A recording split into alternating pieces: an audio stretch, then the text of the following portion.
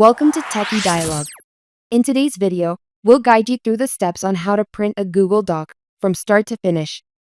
If you find this video helpful, don't forget to subscribe to our channel for more tech tutorials. Step 1. First, open your Google Chrome web browser. Step 2. Click on the grid of 9 dots in the upper right corner of the screen.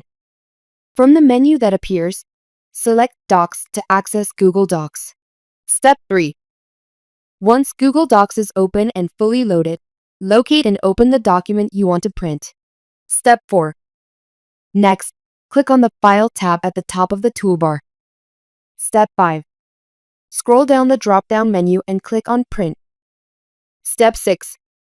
In the print window that opens, adjust your print settings according to your preferences. Step 7. Finally, click Print to send your document to the printer. And that's how you can simply print a Google Doc. Thanks for watching and see you in the next video.